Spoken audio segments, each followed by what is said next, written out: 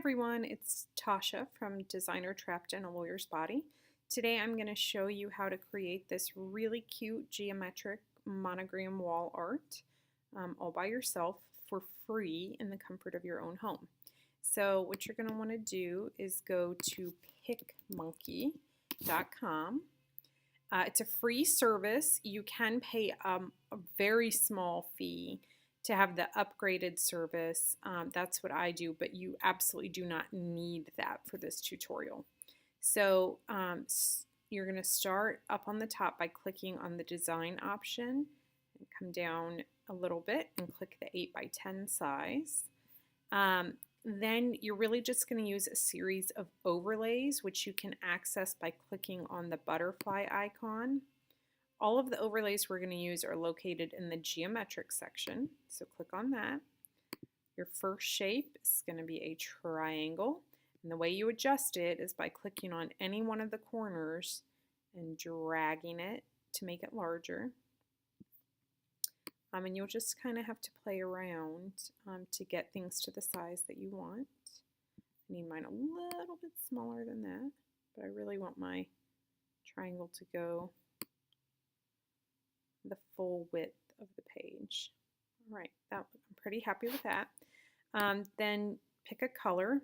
It can be literally anything. So I'll play around and do different colors with this one.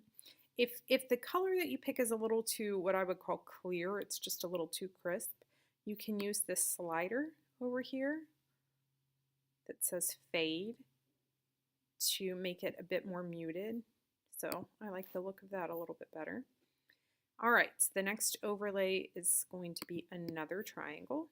And this is obviously to make a geometric shape that makes sense for the letter A.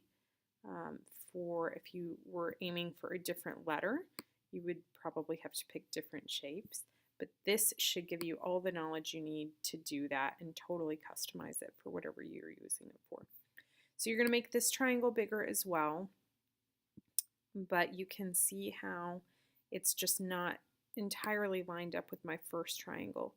So in that case, you go to the top, I don't know, line with a circle on it. I don't know what that thing is called.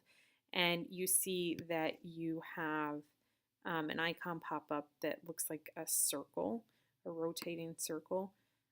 Just click on that, and that enables you to turn the overlay. So you can pivot it any way you want. I'm just going to try to line it up evenly with my first triangle, and then I'm going to move this into position. Okay.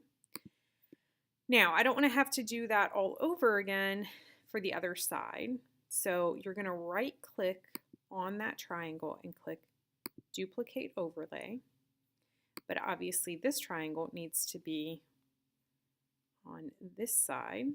So just scoot it over until it gets lined up properly and just eyeball it. Okay.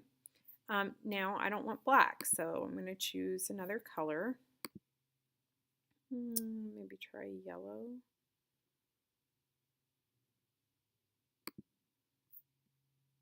And I'm going to fade that out a little bit. That's better. Oops. Over here, let's see. Maybe we will do more of a true, maybe like a navy. Ooh, yeah, I like that. And again, I'm going to fade it out a little bit just so it's a little more muted. Okay.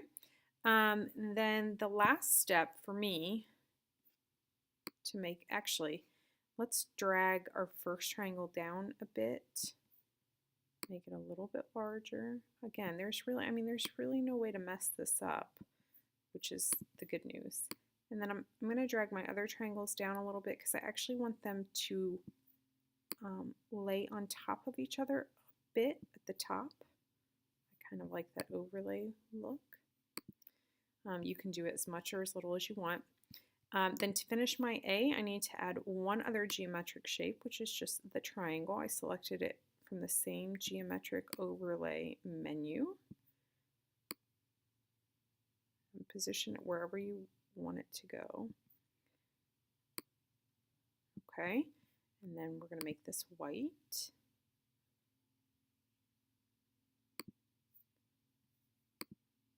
Okay. Then the last step is to add text, and the way you do that is to click on the icon that has the uppercase and lowercase t.